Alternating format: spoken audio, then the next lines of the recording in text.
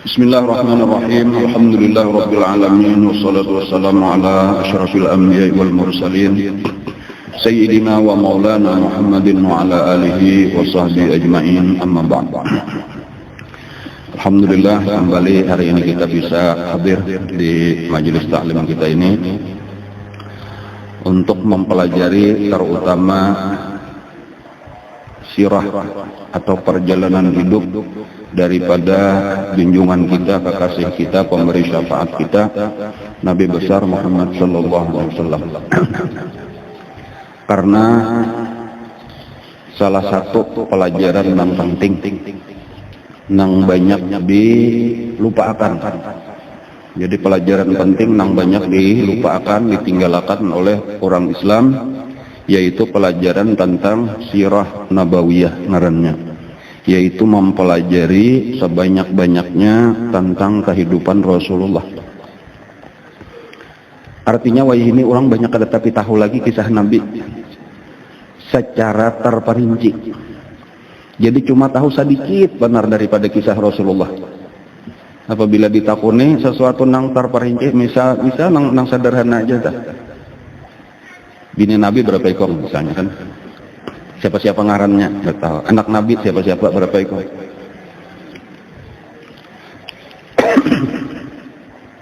Padahal seharusnya yang paling kita kenal sebanyak-banyaknya itu adalah Rasulullah Sallallahu Alaihi Wasallam. Karena dengan kenal itulah kita bisa cinta lawan sidin. Nah, jadi inilah diantaranya nih, kenapa maka kita merencanakan berniat untuk pengajian kita hari Minggu untuk sementara ini isinya adalah kita memperbanyak kisah tentang Rasulullah Sallallahu Alaihi Wasallam. Pada pengajian kita minggu yang lalu itu sudah dikisahkan diantaranya sampai beliau berumur 40 tahun dan menerima wahyu yang pertama di Gua Hira. Itu adalah berarti secara resmi beliau sudah diangkat menjadi nabi. Jadi arti nabi itu adalah orang yang mendapatkan wahyu daripada Allah Subhanahu wa taala. Nah, lalu sesudah itu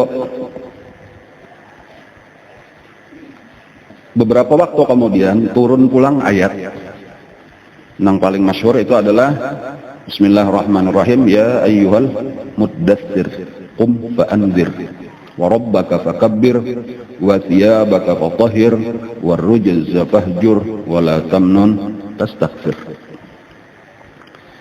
Ayat ini memasuki tahapan Nabi, memasuki tahapan yang kedua, yaitu bahwa secara resmi ulang sidin diutus menjadi rasul. Jadi kalau Nabi itu adalah orang yang mendapat wahyu daripada Allah Ta'ala. Jadi banyak yang orang sampaikan Nabi itu aja selesai. Tetapi sebahagian daripada Nabi itu bertambah tugas menjadi rasul, yaitu dengan disuruh berdakwah. Jadi ya ayyuhal muddatsir, wahai orang yang berselimut, qum fa'anzir, bangunlah dan beri peringatan. Jadi kata-kata beri peringatan itu berarti kepada orang lain, sampaikan kepada orang lain. Dan itulah awal-awal perintah Nabi untuk berdakwah. Walaupun sebahagian ulama menyebutkan bahwa salah Iqra bismi rabbikal ladzi khalaq dan ya ayyuhal muddatsir itu ada juga beberapa ayat atau beberapa surah yang turun. Walaupun itu kada masyhur artinya sebahagian ulama aja, seperti ada yang menyebutkan ya ayyuhal muzammil itu turun bisa salah itu, ada lagi yang menyebutkan nun wal Qur'an wal qalami wa ma yasturun ma anta bi ni'mati rabbika bimajnun, itu pun turun sebelum al-muddatsir. Cuma isinya bukan perintah untuk berdakwah. Jadi kalau kita perhatikan misalnya nun wal qalami wa ma yasturun ma anta bi ni'mati rabbika bimajnun, itu adalah isinya Allah memberitahu bahwa ikam kada ma anta bi ni'mati rabbika, tidaklah engkau dengan nikmat Tuhan engkau bimajnun, gila. Ikam ini kada gila. Ini kan dapat nikmat. Kan malah lain ada orang mah ditamui waktu saurangan ada malaikat melihat nang kada dilihat orang kan. Adapun ya ayyuhal muzammil itu isinya adalah menyuruh beribadat. Qumil laila illa qalila, bangunlah pada malam hari kecuali sedikit. nisfahu aw inqus minhu qalila, setengahnya atau kurangi, au zid alai. Nah, ketika turun ya ayyuhal muddatsir, maka Nabi pun menyampaikan bahwa Sidin disuruh untuk mengajak orang beriman kepada Allah dan beriman kepada Sidin, mengucap dua kalimat syahadat. Yang pertama ditaruh oleh Nabi kita, tentunya orang rumah aja, nang sarumah. Jadi nang sarumah lawan Nabi pertama Siti Khadijah, kemudian Zaid bin Harisah yang waktu itu masih lagi disebut Zaid bin Muhammad, masih anak angkat Nabi. Tetapi karena banyak turun ayat pembatalan tabanni ngarnya, maka na Muhammadun aba ahadim mir rijalikum. Kada boleh lagi angkatan anak, dalam arti sebagaimana hukum jahiliyah, yaitu anak angkat hukumnya sama dengan anak kandung, mewaris dan sebagainya, pada batal tahayut ya kayak kita ini kada. Bacaannya benar aja, paling-paling anak angkat tetap hukumnya anak orang, bukan muhrim dan seterusnya. Termasuk binnya kada boleh dirubah-rubah lagi, ya wala kada boleh bin Muhammad tadi dibulikakan bin Harisah. Kemudian nang badiam di rumah Nabi waktu itu Sayyidina Ali karramallahu wajhah, karena diharagu oleh Nabi mulai lagi halus. Nah, lalu ini nang awal-awal masuk Islam Sayyidina Ali. Masih halus benar lagi Sayyidina Ali itu. Belum mukallaf lagi, masih anak-anak. Mungkin antara umur 6, 7 atau 8 tahun sekitar itulah. Dan seluruh anak-anak Nabi. Nah, jadi ini salah satu keuntungan atau keistimewaan daripada Nabi kita, itu adalah bini Sidin dan seluruh karena bini-bini Sidin, anak-anak Sidin itu termasuk orang yang beriman. Karena kalau di dalam Al-Quran itu disebutkan kada berataan nabi-nabi kayak itu. Di antara nabi itu ada nang bini kada hakun beriman, ada nang anak kada hakun umpat beriman.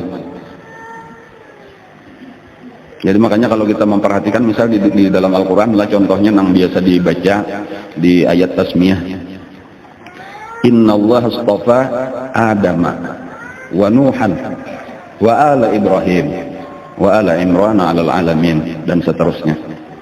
Sesungguhnya Allah memilih, membersihkan Adam. Pertama Nabi Adam dipilih Allah, wa Nuhan, dan yang kedua Nabi Nuh, wa ala Ibrahim, dan keluarga Ibrahim, wa ala Imran, dan keluarga Imran alal alamin, atas sekalian alam. Di situ ada perbedaan, terbagi dua. Nabi Adam lawan Nabi Nuh itu kada disebut keluarga Nabi Adam, keluarga Nabi Nuh, tetapi disebutkan innallaha astafa Adam, Adamnya aja, wa Nuhan, dan Nabi Nuhnya aja. Tetapi ketika Nabi Ibrahim, wa ala Ibrahim, dan keluarga Ibrahim, wa ala Imran, keluarga Imran. Kenapa? Karena Nabi Adam ada seikong anaknya, Qabil.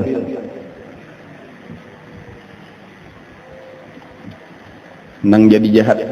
Nabi Nuh nang bini lawan nang anak. Tetapi kalau Nabi Ibrahim keluarga, sakeluargaan. Artinya bininya, bini Nabi Ibrahim dua ikong, Siti Hajar, Siti Sarah. Tadi duanya beriman. Anak-anak daripada anak Siti Hajar, Nabi Ismail. Anak Siti Sarah, Nabi Ishak, beriman beritaan. Jadi ketika sakeluargaan dipuji oleh Allah, wa ala Ibrahim. Makanya kalau Abdullah ibnu Mas'ud radhiyallahu anhu itu kalau membaca ayat itu ujar Sidin, itu qiraat Sazah ngarannya ibnu Mas'ud. Inna Allah astafa Adam wa Nuhan wa ala Ibrahim wa ala Muhammadin wa ala Imran alal alamin. Ditambahi, dan keluarga Nabi Muhammad masuk juga. Dan di hadapan Nabi yang membaca itu, dan Nabi berdiam pasca kata Rasulullah SAW. Nabi berdiam. Walaupun bukan mana nambahi ayat Quran, kan? Itu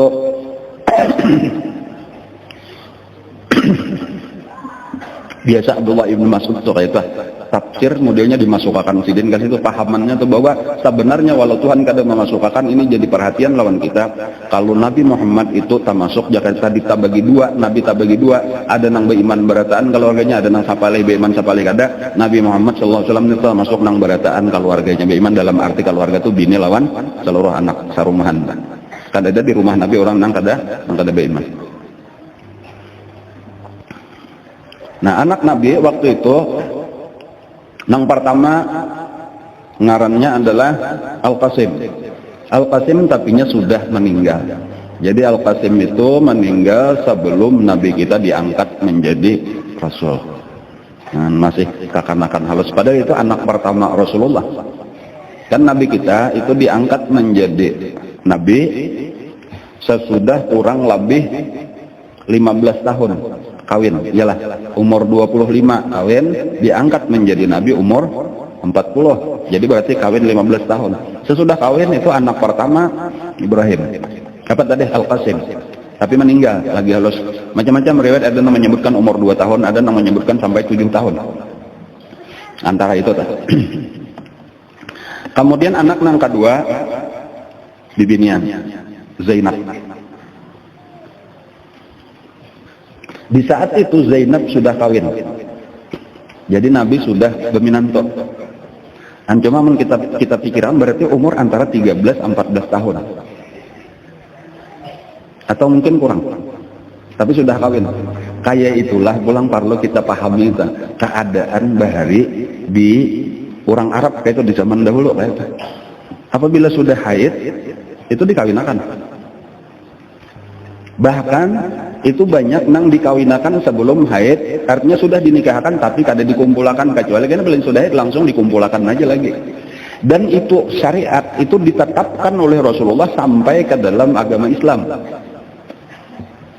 Ini paling kada kita tahulah hukum Islam nang sabujuran itu kayak apa, walau kita kada dilaksanakan di negara kita, cuma kita tahu karena seakan-akan bahwa nang kayak itu tak salah, karena misal kawin tadi tuh nang masih kekanakan dikawinakan salah, padahal itu dibujurakan ditetapkan di dalam syariat Islam. Adapun kenapa maka ini harus 18 tahun ke atas itu karena pemerintah maulah peraturan kayak itu. Apabila mengawinakan anak di bawah itu karena ditangkap kurang karena kita melanggar. Jadi cuma perlu tahu barang daulah tuh, dan itu kada salah kayak itu secara agama. Masalah pemerintah ibu hukum ini bertanggung jawab karena di akhirat. Ulun tuh tugas menyampaikan syariat Islam kayak itu, masalah dipakai kada dipakai itu lain. Kita cuma perlu tahu. Apabila kita kada tahu karena kita tak umpat kayak orang kafir mencela lawan syariat agama karena dianggap salah. Padahal itu salah satu nang disuruh di dalam agama. Ujar Nabi, di antara nang jangan ditunda-tunda tazwijul binti iza adrakat. Salah satunya nang ada hadisnya panjang at-ta'anni minar rahman wal ajalatu minasyaitan illa fi arba'atin atau kama qala sallallahu alaihi wasallam. Tergesak-gesak itu kada bagus daripada syaitan kecuali di dalam beberapa perkara, di antaranya adalah bertobat apabila sudah menggawi dosa, ya Allah ketika apalagi bayar hutang ketika sudah sampai janji, kemudian lagi menyurungi tamu bilanya naik langsung aja napa nang ada disurung, jangan mbahnya anak bulik kenyar.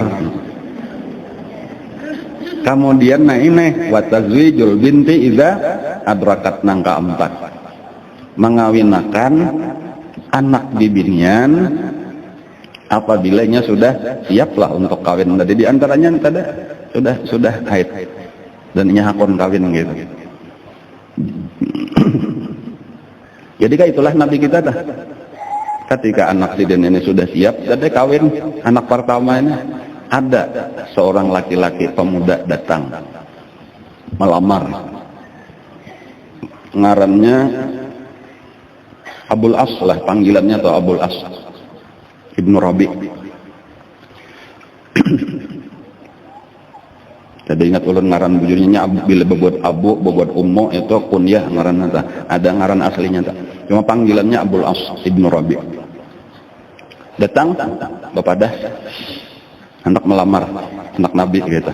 Masih jauh lagi sebelum kenabian, sebelum diangkat jadi nabi gitu, beberapa waktu sebelum kenabian. Ujar Nabi, kadang dulu aku menakuni orangnya. Nah kayak itu Nabi pulang tah. Jadi lalu dipatahkan ini sapupu paranahnya tuh sapupu nya bakula aja berataan orang Makkah ya, bukan Quraisy aja berataan tuh ada tuh karena bertamunya di mana kan orang Arab itu nya hafal silsilah ke atas tuh jadi tahu walaupun jauh. Jadi makanya seluruh orang nang berhubungan lawan Nabi itu ada aja tuh walau lawan Abu Jahal kan bakula juga sampai jadi bakula berataan. Cuma ada nang jauh bertamunya di kilap, ada nang bertamunya ke atas lagi gitu tuh.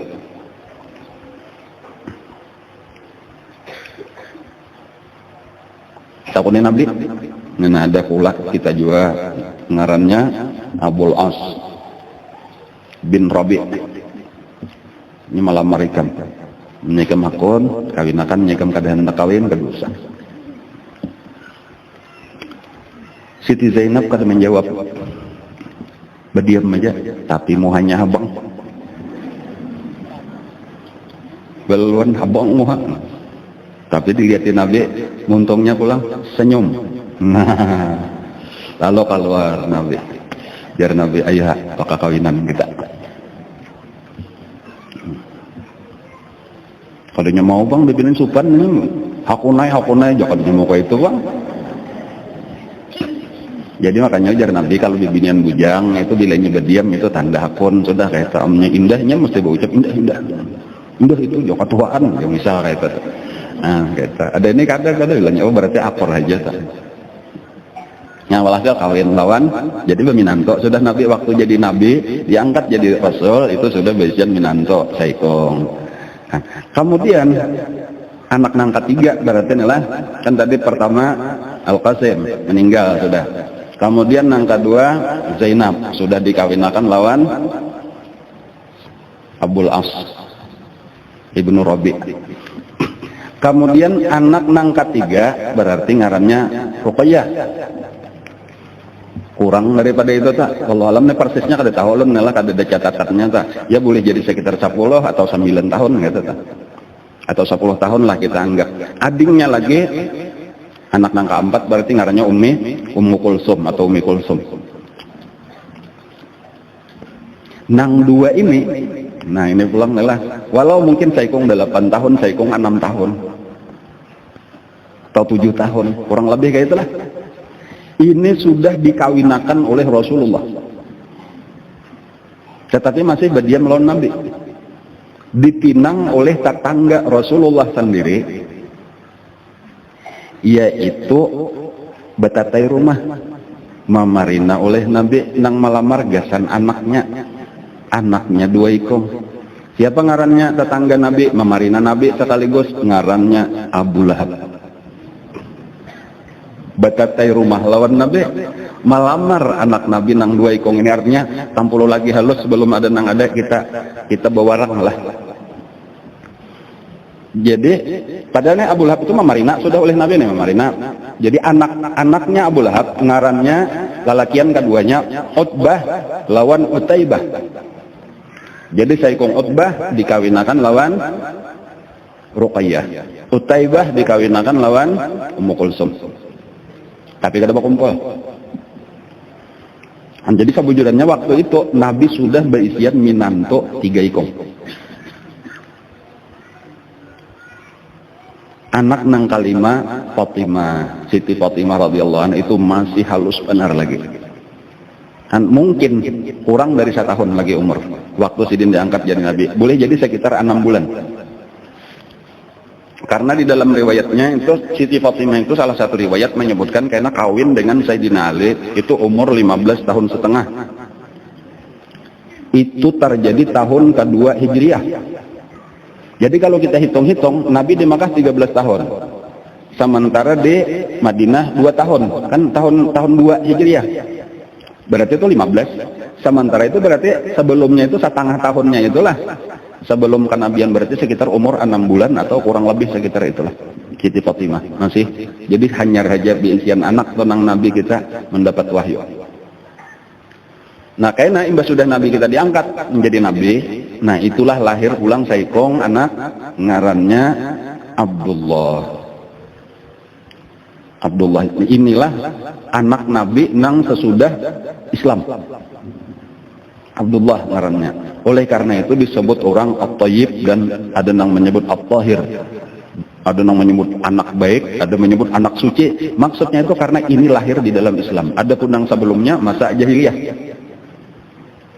Tetapi Abdullah itu karena meninggal lagi halus. Dan sesudah itu ada lagi bisian anak lawan Siti Khadijah. Tua juga sudah Siti Khadijah dah.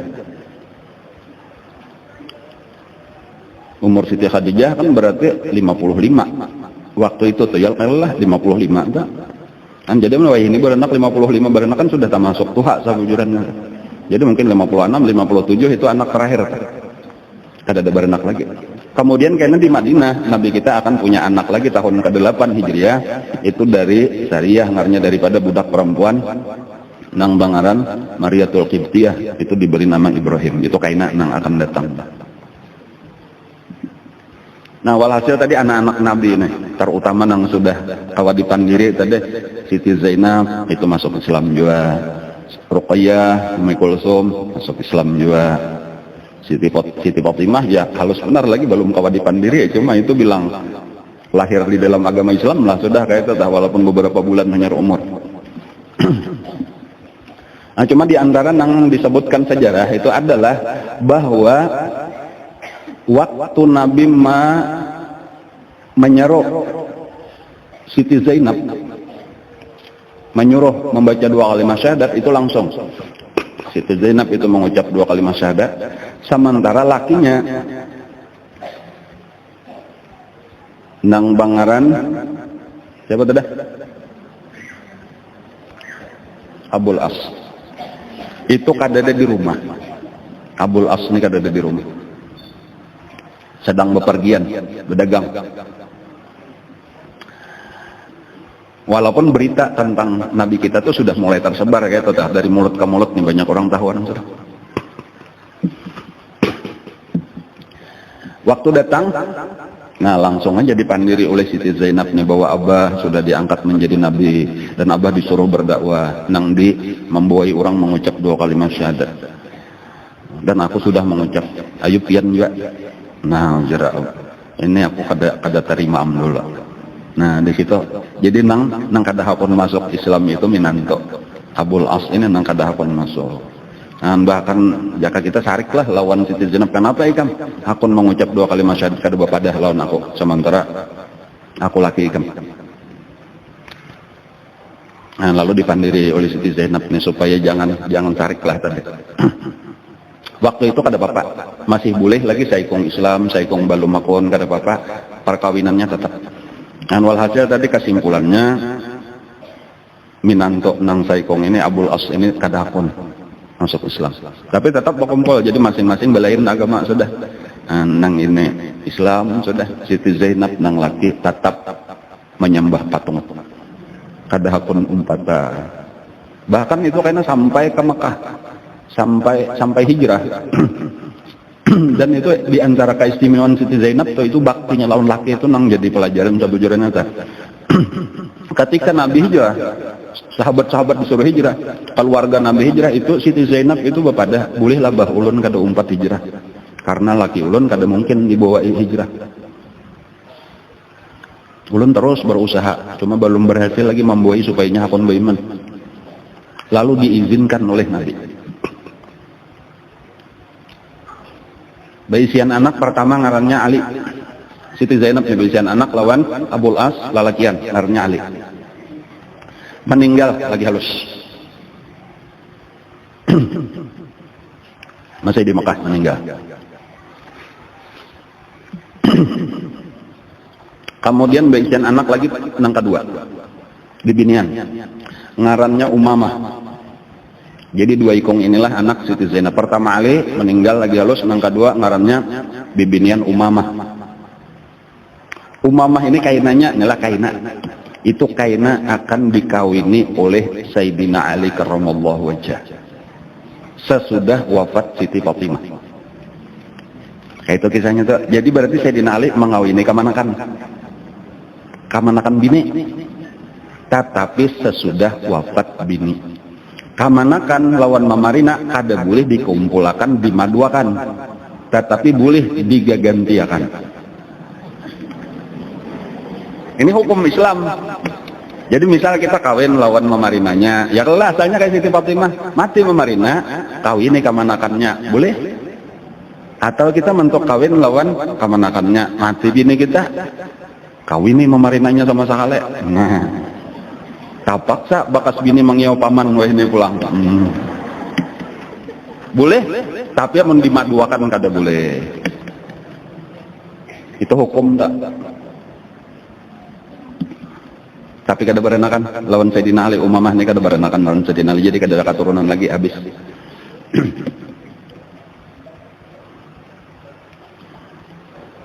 Jadi selama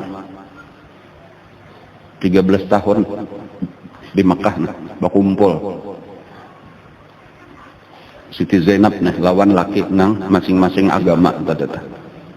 Imba itu hijrah ke Madinah, tinggal di Madinah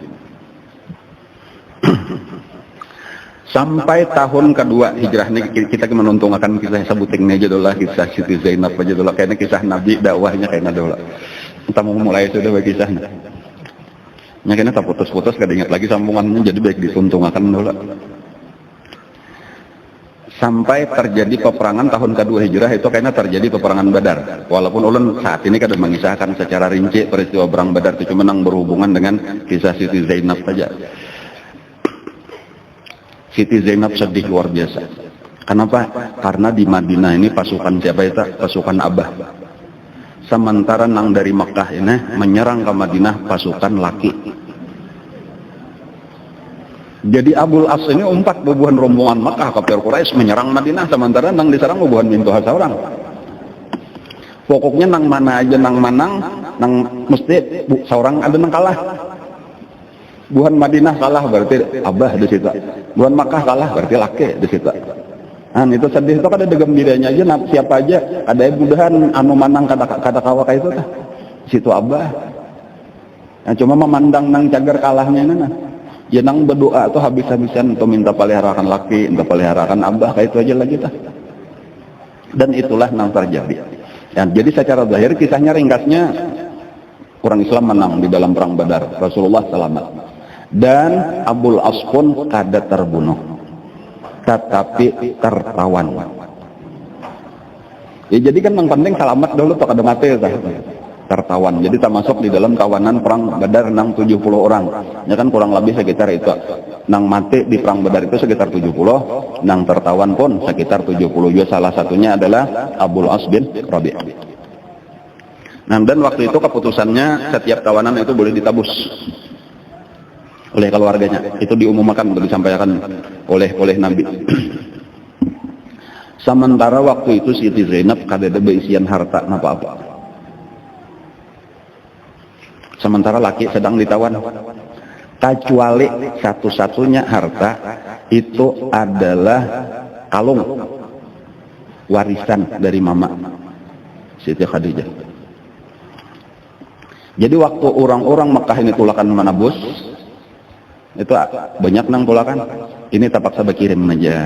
Nah ini pang nang ada nah jurung akan lawan orang Madinah gesan menebus lakiku Abul As. Nah jadi banyak hartanya dikumpulkan. Tadi itu nang pertama melihat pinandu Nabi. Iya melihat kalung Siti Khadijah pinandu Nabi. Nah, jadi hafal Nabi sampai ingat nih kalung. Wah nangis Nabi melihat kalung lu, nangis kagak dengan Siti Khadijah aja lagi. Takut ini ampun siapa ini? Siapa yang mengirim? Nah padahal kan orang ini biar orang tabusan Abul As. Ujar Nabi berarti anakku ini yang mengirimnya Siti Zainab, berarti ini ampun biniku ini Siti Khadijah. Aturannya tabusan itu dibagi, biasanya orang nang perang Badar aja itu bagian daripada harta rampasan perang. Ujar Nabi lawan bubuhan tentara pasukan nang di Badar nih, bolehlah aku minta sabuting ini. Silahkan, nah pernah hendak pian hendak ambil aja berataan, gini pian hendak ambil aja. Kayak itulah kecintaan lawan Nabi itu, apalagi bayi sabuting itu. Ujar Nabi, aku hendak memulikakan kasihan satu-satunya harta anakku. Nah pada saat itulah juga turun ayat kada membolehkan lagi berkumpul antara orang kafir lawan orang Islam. Jadi dipanggillah oleh Nabi kita Abul As, ikam sudah ditabus oleh bini ikam, anakku Siti Zainab. Sekarang ikam sudah boleh bulik ke Mekah.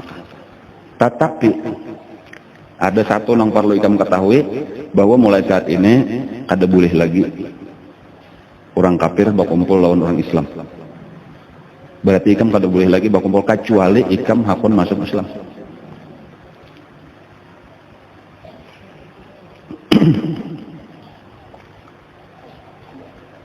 Jadi pilih aja antara dua.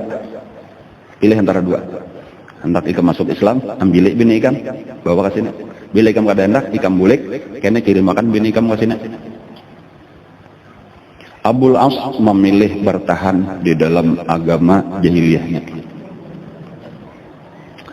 Jadi tulak ke Mekah, padahal karena, nah ini jurungan Rasulullah, kalung simpan nih, jaga, ini warisan memaikan. Dan kita kada boleh lagi berkumpul. Nah, lalu ikam siap-siap kena aku kirim makan ke Madinah.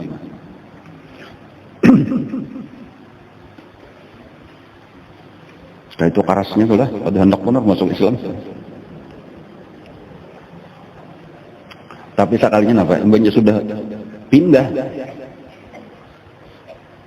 Siti Zainab ke Madinah tahun 2 Hijrah 200. Saurangan hanya kilip-kilip. Hanya kilip-kilip. Kilip-kilip aja, kamu kada berkilip kan, berbuncilak aja. Hanya merasa tak, nangaran cinta atau nah sekalinya tuh ini lagi tak kumpul kan, tapi kagenangan sudah terpisah, hanya tahu. Itu ditahan aja lagi tak, ditahan sampai beberapa tahun tak, angkat salah sekitar tahun ke-6 atau ke-7 Hijriah tak. Kehabisannya kada tahan lagi juga, lalu datang ke Madinah. Ringkasnya aja kan masuk Islam. Dan diterima oleh Nabi kita. Jadi masuk Islam berkumpul. Cuma berkumpulnya kada sahabat lawas. Tahun ke-7 atau tahun ke-8 wafat Siti Zainab. Nah, tak lambat bang, saurang bang, tak lambat ya mulai dahulu-dahulu ya kalau kata kawan wah sesalnya luar biasa. Abul As ini sesalnya, saya tahun sampai tak kumpul tak. Nah, imba itu sedih terus, kada ada gembiranya lagi. Dan 1 tahun kemudian sesudah wafat Siti Zainab, wafatlah Abul As. Tapi sudah Islam.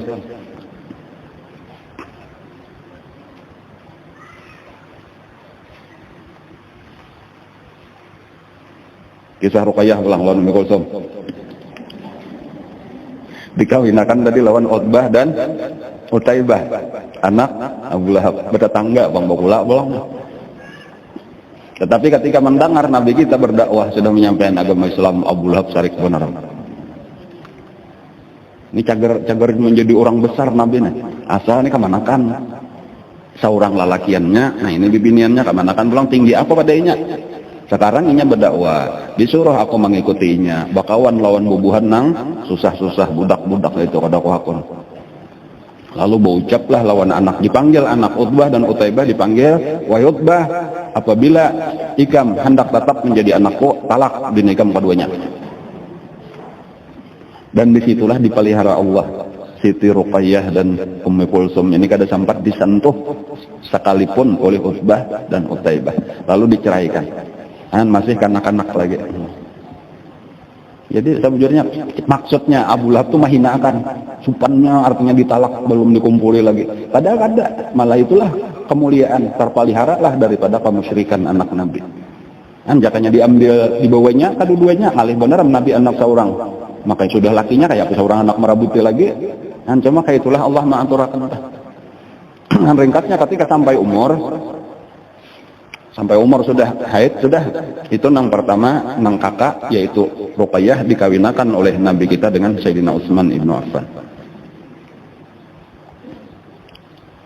sampai kayaknya hijrah. Bahkan Sayyidina Utsman lawan Siti Ruqayyah itu bukan hanya hijrah ke Madinah, tetapi itu hijrah yang pertama ke Habasyah. Itu salah satunya di antara rombongan itu adalah Sayyidina Utsman dengan Ruqayyah. Jadi 4 hijrah yang pertama sebelum hijrah ke Madinah itu ada hijrah ke Habasyah, itu 4. Jadi di dalam rombongan itu ada Sayyidina Utsman ibnu Affan lawan Ruqayyah. Karena Ruqayyah itu meninggal di saat perang Badar. Tahun kedua Hijriah meninggalnya Siti Ruqayyah. Anum benar lagi. Makanya Sayyidina Utsman itulah kisah kenapa maka Sayyidina Utsman itu kada umpat perang Badar. Karena waktu itu Nabi hendak tulak perang Badar itu Siti Ruqayyah itu garing banget. Padahal Sayyidina Utsman sudah siap hendak umpat perang, lalu disuruh Nabi tinggal. Ikam ujar Nabi kada usah umpat perang. Tugas ikam menjaga anakku Ruqayyah. Maharagu. Itulah nang dilayani oleh Sayyidina Utsman. Nabi haragu disayangi benarnya oleh Sayyidina Utsman. Tetapi umur sampai tadi meninggallah sementara Nabi masih di dalam peperangan Badar. Jadi Nabi bulik itu sudah anak sudah meninggal. Walaupun jadi dari satu sisi gembira waktu itu telah menang di dalam perang Badar, tetapi sedih karena Nabi kehilangan anak. Itu nang jua Sayyidina Utsman itu karena diberi Nabi bagian daripada harta rampasan perang. Karena niatnya anak 4. Cuma diberi tugas benar aja maharagu anak Nabi. Jadi seakan-akan jadi tentara Badar juga. Rampasan perang dapat.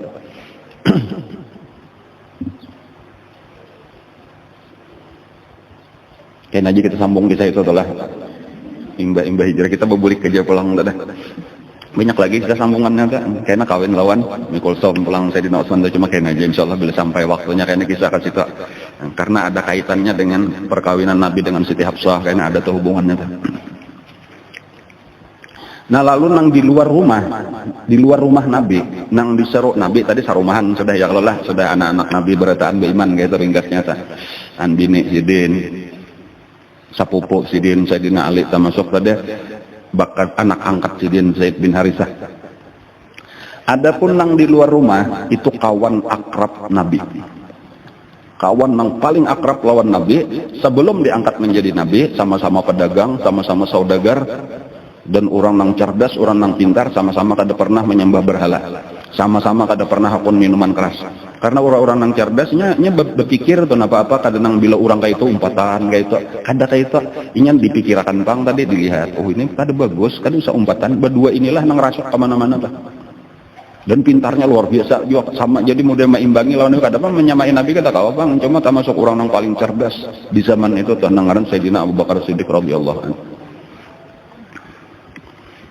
Umurnya cuma 2 tahun lebih muda daripada Rasulullah. Jadi waktu itu Nabi 40, berarti Sayyidina Abu Bakar Siddiq 38. Inilah yang dibawai oleh Nabi masuk Islam. Jadi bepadah Nabi kita bertamu, dicariin Nabi Sayyidina Abu Bakar Siddiq, bepadah aku diangkat Allah menjadi Rasul. Dan aku disuruh untuk membawai orang untuk mengucap syahadat la ilaha asyhadu an la ilaha illallah wa asyhadu anna muhammadur rasulullah. Ujar Sayyidina Abu Bakar Siddiq, asyhadu an la ilaha illallah wa asyhadu annaka rasulullah. Langsung kada ada takut apa-apa lagi. Ujar Nabi kayaknya ada tuh di dalam hadis berataan ya Nabi orang-orang nang udah tangi ku bawa itu ada dulu pertanyaan macam-macam tuh, bahkan banyak nang kada percaya salajur, ada juga nang hakon cuma macam-macam ada minta bukti macam-macam main dulu tuh. Ada Abu Bakar itu langsung. Dan sekalinya apa rahasianya ada guru mengisahkan walaupun kada mendapatkan kitab cuma guru pun percaya benar ujar guru. Sayyidina Abu Bakar Siddiq itu hanya datang berdagang dari negeri Syam.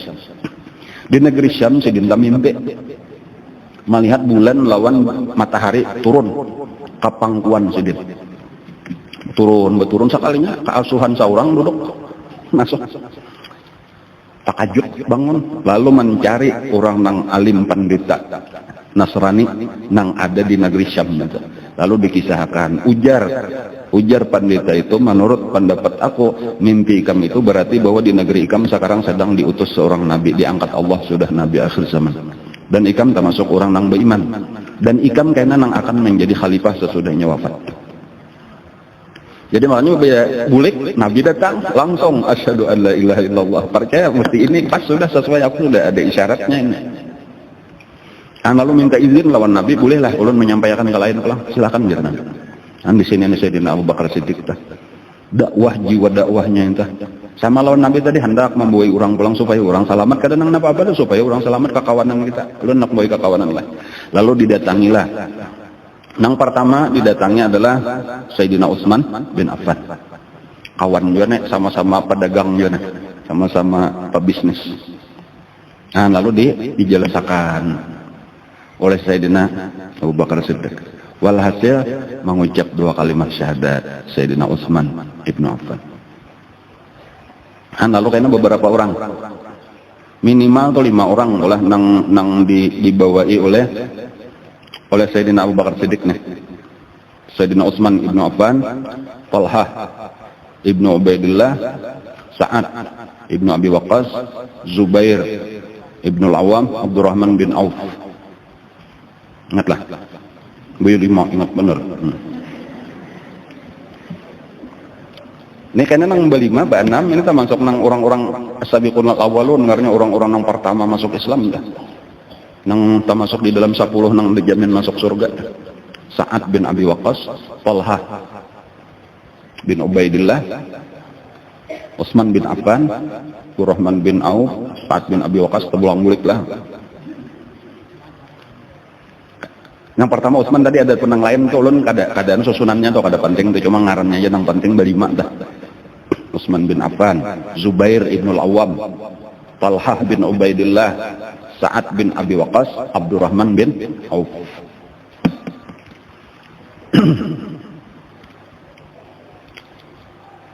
Ada satu pelajaran yang bagus jadi perhatian kita di sini. Di antara sahabatlah yang paling banyak bersedekah. Satu Abdurrahman bin Auf, yang kedua Utsman bin Affan. Kata kalau dikisahkan lagi berapa?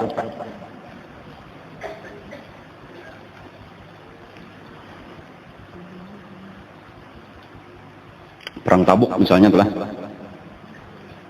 Di waktu perang Tabuk itu kekurangan senjata, kekurangan tunggangan, segala macam kekurangan. Ujar Nabi kayak itu nanti. Siapa hendak menyumbang balasan perang Tabuk, balasannya surga. Ulun ujar Sayyidina Utsman, ulun menyumbang 100 ekor unta beserta dengan seluruh perlengkapannya. Ya, makasih ujar Nabi. Siapa lagi hendak menyumbang balasannya surga? Ulun ujar Sayyidina Utsman pula, 100 ekor unta tambahan beserta dengan seluruh perlengkapannya. Itu berulang sampai 10 kali.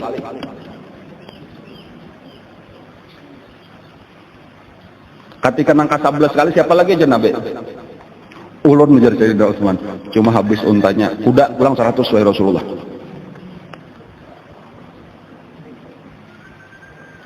Ulun pulang kayaknya itu pulang kok, kuda lagi 100. Sama ada sisa 40 lagi kudanya, habis berataan wahai Rasulullah.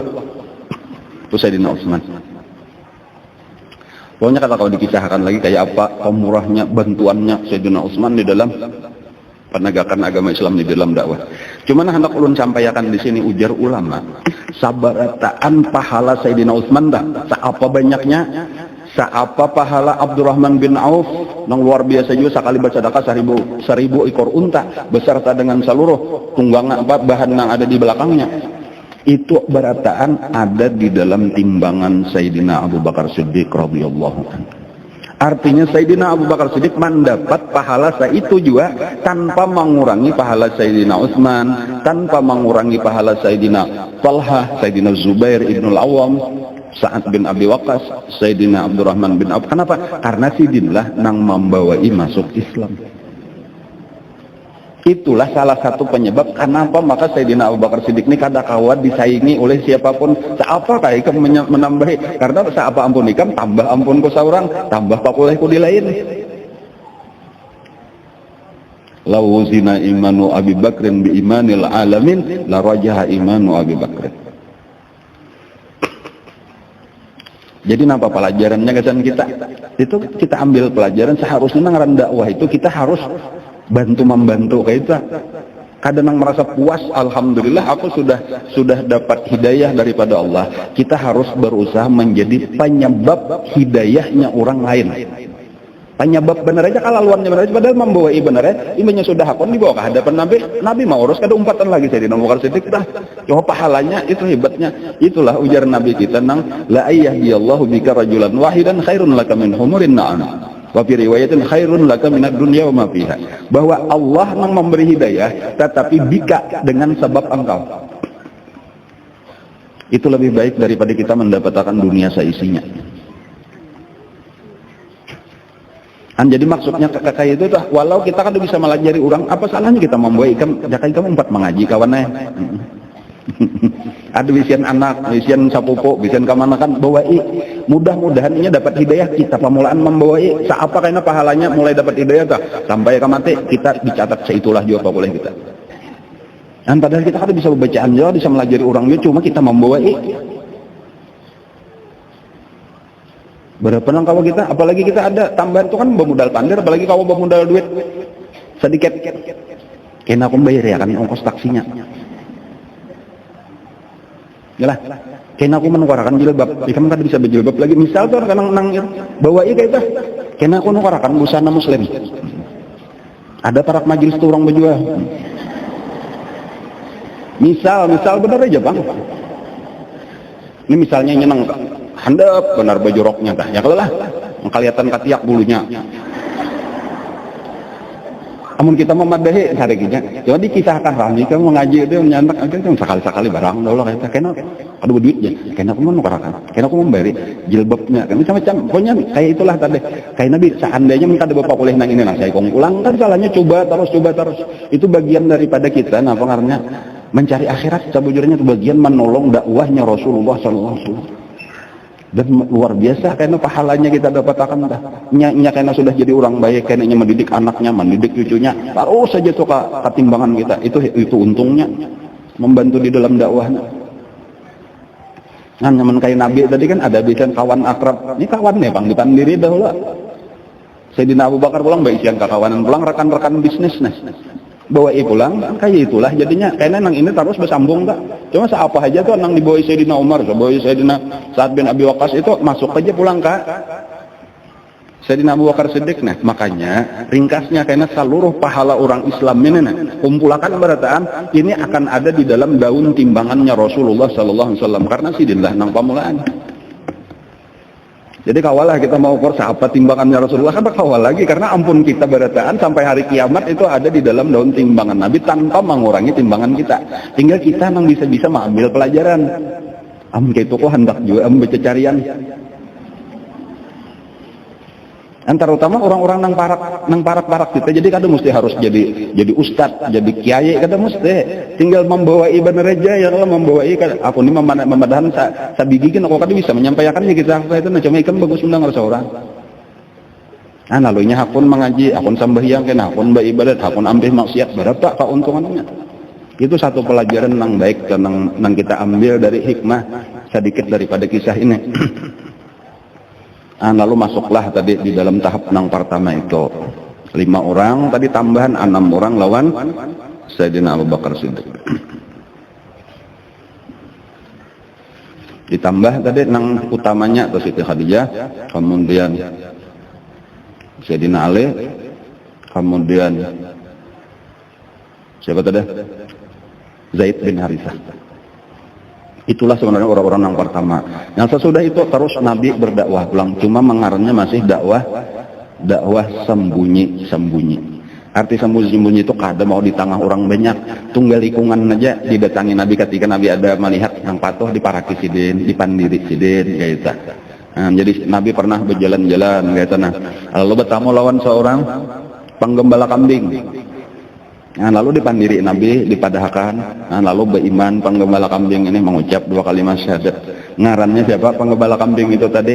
Abdullah ibnu Mas'ud. Nah itu kayaknya ada pulang sahabat nang bertamu dipandiri pulang kayak itulah lagi tak lalu masukkan. Jadi diantara nang tahap kedua cuma masuk di dalam awal-awal ini ya tadi Abdullah ibnu Mas'ud, kemudian ada Bilal bin Rabah itu masih budak. Anda nang terbanyak tadi nang nyaman di pandiri, nang hakon itu adalah orang-orang nang susah, bubuhan budak-budak ya.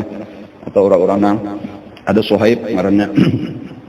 Kemudian ada lagi Yasir. Yasir itu kayaknya lawan bininya, lawan anaknya Ammar ngarannya adalah. Itu termasuk orang-orang nang awal-awal dia masuk Islam. Dakwah secara sembunyi-sembunyi itu berlangsung kurang lebih sekitar 3 tahun sejak turunnya ayat yang pertama. Nah, jadi tahun ketiga sampai tahun ketiga kenabian itu dakwah sembunyi-sembunyi, dan pakulihnya ujar sebahagian ulama yaitu sekitar 45 orang. Nah, salah satu juga nang menggembirakan pada waktu itu ada seorang nang berisian rumah ganal waktu itu orang sugih. Ngarannya Al-Arqam ibnu Abil Arqam. Al-Arqam ibnu Abil Arqam. Berisian rumah luas. Nah, masuk Islam juga ini termasuk nang awal-awal imbayan Abdullah ibnu Mas'ud tadi apa tadi Bilal, Suhaib tadi ya termasuk lagi. Di antaranya lagi Sa'id bin Zaid, itu termasuk nang kelompok nang kedua. Ini kayaknya termasuk Sa'id bin Zaid itu adalah termasuk daripada 10 orang nang dijamin masuk surga. Nah, Sa'id bin Zaid itu lawan bininya, ngaran bininya Fatimah bintul Khattab, berarti ading oleh Umar bin Khattab. Bakula aja juga besapu sakali berdua nak, besapu sakali antara Fatimah lawan nang laki Sa'id bin Zaid. Dan ini termasuk nang sakit kena karena disakiti oleh Sayyidina Umar Ibnu Khattab, itu masih termasuk tokoh Quraisy nang keras lagi tak. Bahkan mulai Al-Khattabnya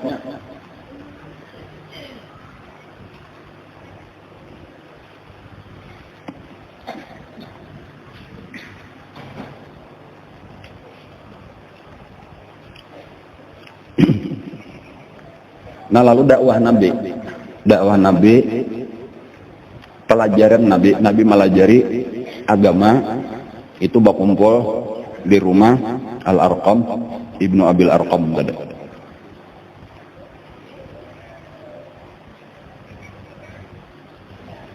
Dahulu lah zaman nang masjid Makkah kada belum dirubah-rubah nang zaman terdahulu tuh kan sudah berusak benar wah ini diperbaiki direhab benar nah. Kalau zaman dahulu itu kalau kita hendak mengetahui sekitar kurang lebih lah pintangan-pintangannya dah. Itu kalau melihat ngaran-ngaran pintu Ka'bah itu sebenarnya disesuaikan. Jadi ada misalnya ada lawang Ka'bah itu parak sofa dah. Di situ ada tulisannya Babul Arqam ya. Oh, berarti di sekitar sini ngaran Baitul Arqam enggak. Kayak itu anehnya. Jadi ada di antangan situ berarti cuma wah ini sudah kada ada ngaran lagi diperbaiki gitu. Nah, cuma kadang-kadang nang persis bener Bang, kada cuma berarti di sekitar situ atau parak Bukit Sopa disitulah rumah nang disebut parak Pasayan. Nang disebut apa tadi rumah Al-Arqam tadi tah, Baitul Arqam, Darul Arqam ya. Ibnu Abil Arqam. Sementara rumah Siti Khadijah itu sebenarnya ambillah pulang sasalo Pasayan ialah lawan Maulid Nabi. Ambil di tengah-tengah sekitar situlah rumah Siti Khadijah, berarti di situlah Nabi berdiam. Di lapangannya nang luas wah ini tuh menyepian ke Mekah tuh di tengah-tengah situlah ada. Jadi ini nang mana biasa adalah ke situ sakawam bayang akan ngelola nah bayangan belinya ke atas tuh kan enggak Jabal Qubais tuh ya kalau Abi Qubais di situ Istana Raja itu kan di sekitar sini kumpulannya di sekitar situ aja. Namun nyoba maju lagi ampah Kapasayan di tengah-tengah tuh di situlah sekitar rumah Abu Jahal. Barak-barak situ-situ aja. Kena ada kalau ambah ke Bejen Seribu jatuhlah ada di situ anu gesan WC bila turun ke bawah. Nah itu ada terowongannya tuh di situlah Nabi lalu nang mendengar assalamu alayka ya Rasulullah ketika Nabi hendak ke Gua Hira. Nang Nabi bertakon Jibril apa jar Nabi aku tadi di jalan mendengar assalamu alayka ya Rasulullah. Itu jar Jibril di situ batu nang mengucap salam. Jadi batunya andaknya di situ di bawah sekitar terowongan situlah. Rame yang nyelawan ulun kan jar ulun tunjukkan sini. Wah rame sambil lihat. Kalau kita dapat napakah kayaknya betul akik denal kita bawa naik Kita bawa umrah be imbah. Datu akik ya mayu besen anu sainian mah umrah barang ya beneran. Mayun nukar pesawat.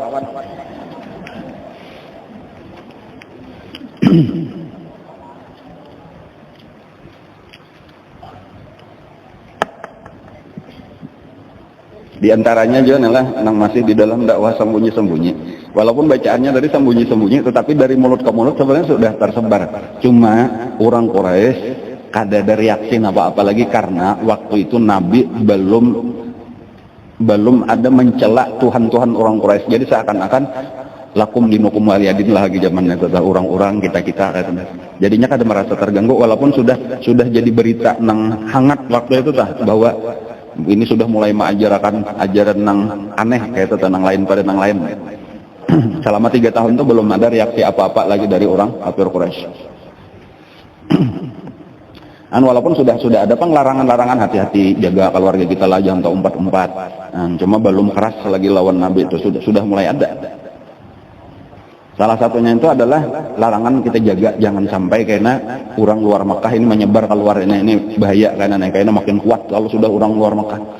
Jadi makanya itu kada boleh ada lagi orang luar Mekah itu disarike bilanya hendak berparak lawan Nabi. Kan jangan kasih tau. Nah salah satu kisahnya kalau menambahi ada sebutin kisah. Ada satu suku Gifar, namanya suku Gifar. Itu di luar daripada Mekah. Itu terkenal suku itu sebagai suku maling dan perampok. Gawiannya tuh rata-rata bilanya maling tuh bubuhan itu atau perampok bubuhan itu. Nah disitulah salah satu pemuda di zaman itu nang mendengar juga berita tentang ajaran Nabi tadi di Mekah. Lalu ini menyuruh dang sanaknya tulak jawabang ikam tulak. Takutnya kayak apa gerang kisahnya persisnya tuh aku tertarik ini berita menjadi headline ngarannya mulai wah ini berita di mana-mana pengen mengisahkan itu aja. Datangi ke Mekah, di luar Mekah. Nah, lalu datang ke Mekah. Nang sanak ini tadi lalu betakun lawan orang awam lah orang biasa tah. Adalah ikan mendengar tentang Muhammad ngarannya mengaku jadi nabi menyampaikan kayak apa gerang kisahnya. Kedua ini berpandir orang ada tahu. Beberapa ikong takutnya ada tahu sampai nang tokohnya ditakoni sekali nang tokohnya ditakoni dipukuli orang. Malah lain aja kemenak-menakan itu. Jadi berbincol-bincol buliknya nih. Jadi itu sudah kesepakatan tadi pokoknya bila nang orang awam nih orang rendah kada boleh berkisah bilanya ketahuan berkisah awas. Adapun kita nang jaga-jagawana bilanya ada orang takon kita tampilin aja langsung. Itu kisahnya. Itu sudah mulai ada. Cuma walaupun terhadap Nabi ini kada belum ada menyakiti lagi. Cuma tadi dijaga jangan sampai ini terlalu menyebar karena membahayakan itu sudah mulai ada.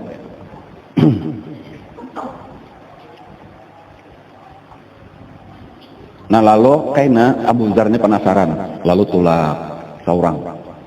Dan kada ada nang waninya berpandir tadi waktu itu tahan sudah nang di tahun kedua ketiga itu kada ada nang waninya berpandir lagi tentang menunjukkannya. Sampai akhirnya pada satu malam ujar Abu Dzar aku bersandar di Ka'bah. Waktu itu kada ada orang saiko-ikong takana biasanya ada aja orang nang di Ka'bah. Sampai tengah malam barak kayak mana? Kada ada orang pokoknya mengatakan harinya itu mengantukan berita ada. Nah tiba-tiba aja sudah landung malam datang 2 orang budak perempuan. Lalu mereka itu sujud di hadapan 2 patung Isaf dan Nailah. Nang sudah kita tahu kisahnya, kisah 2 orang nang berzina, nang diulah Allah berubah jadi patung.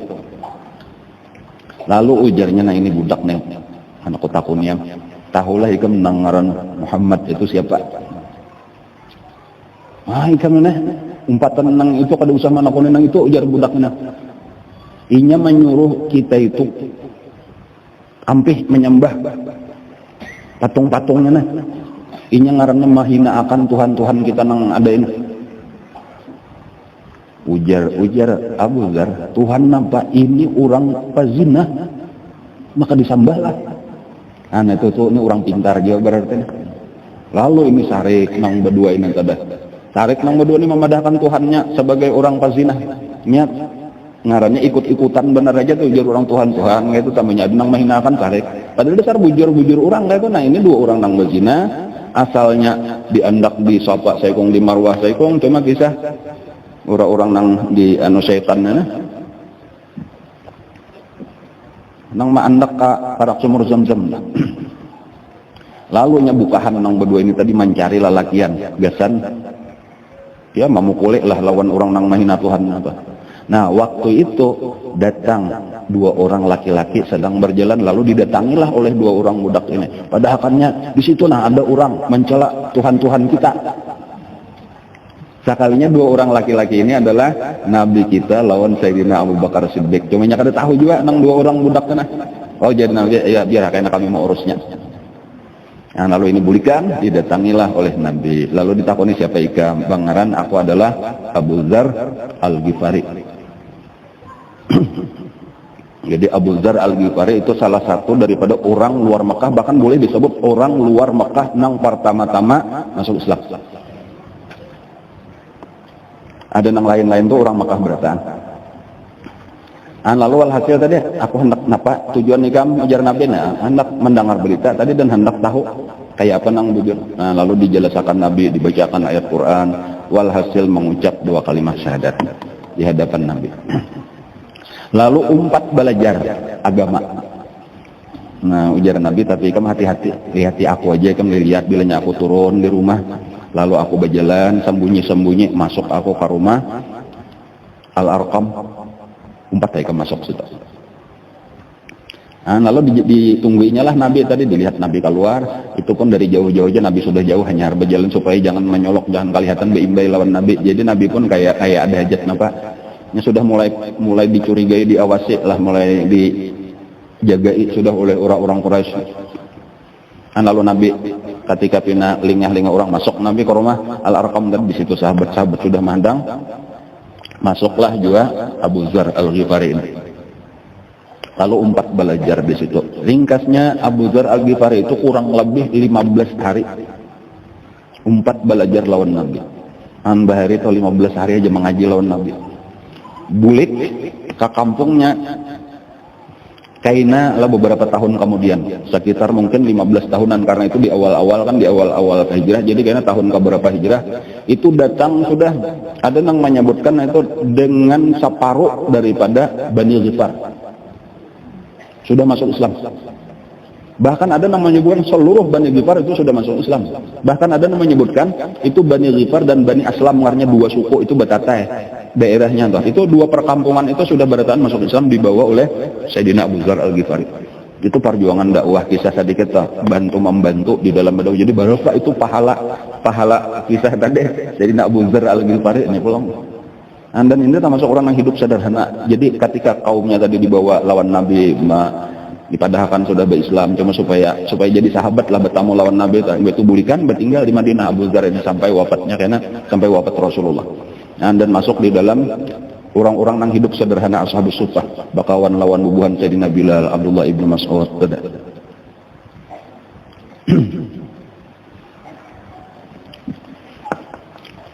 Sesudah tahun ketiga Hijriah lalu di antaranya tadi Nabi kita disuruh oleh Allah supaya kula-kula pulang lebih diperluas kepada Bani Hashim, Bani Muttalib. Itu ketika turun ayat wa anzir ashiratakal aqrabin. Beri peringatan kepada keluarga dekat engkau.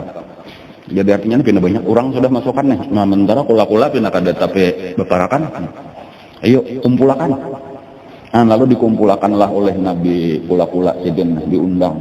Ada sekitar berapa puluh lah kayak itu 30-40 lah keluarga Nabi nang parak-parak situ. Kumpulkan Nabi dijamu. Hari pertama itu aja ketika Nabi hanya anak bepandir Nabi kita hanya sudah makanan berataan. Anak bepandir Nabi kita. Ujar Abu Lahab.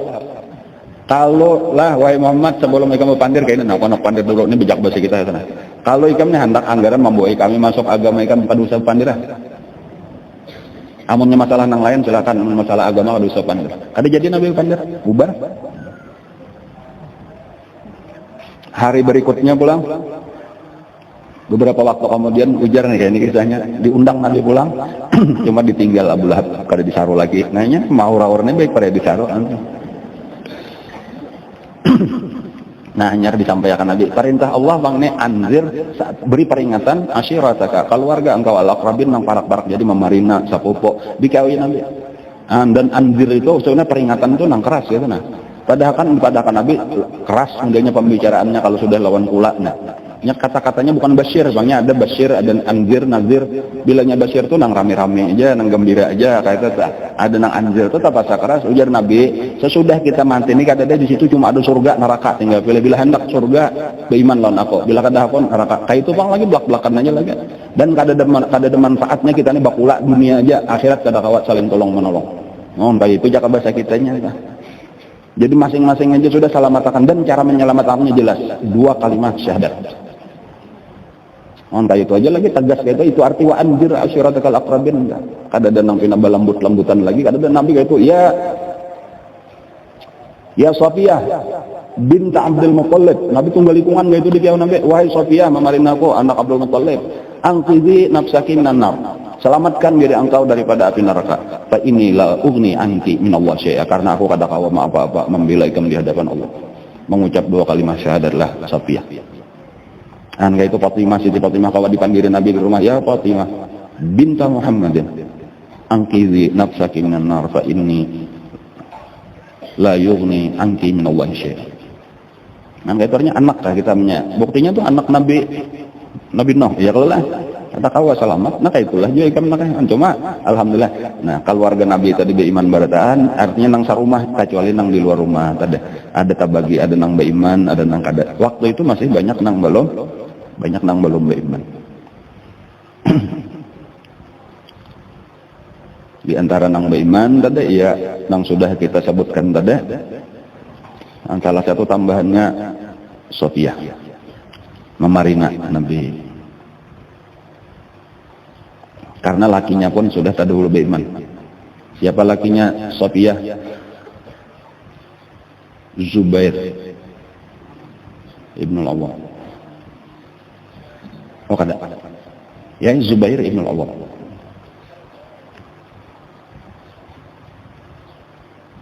Kalau kada salah itu tuh.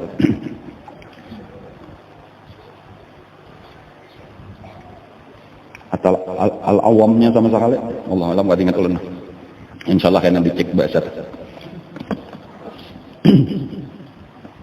Nah inilah kisah 3 tahun. Ringkasnya adalah pelajaran kita hari ini 3 tahun dakwah secara sembunyi-sembunyi. Maksudnya dakwah sembunyi-sembunyi tadi bertujuan saikong-saikong. Jadi awal-awal dakwah nang dikumpulkan ya keluarga tadi. Iya nang anzir asyiratakal aqrabin. Tetapi itu sudah siap-siap untuk dakwah di tengah orang banyak karena secara umum. Nah, jadi karena sesudah itu turun ayat untuk memerintahkan dakwah terang-terangan itu di tahun ketiga Hijriah. Nah, nang ayatnya itu berbunyi fasda bima tu'mar wa arid anil musyrikin.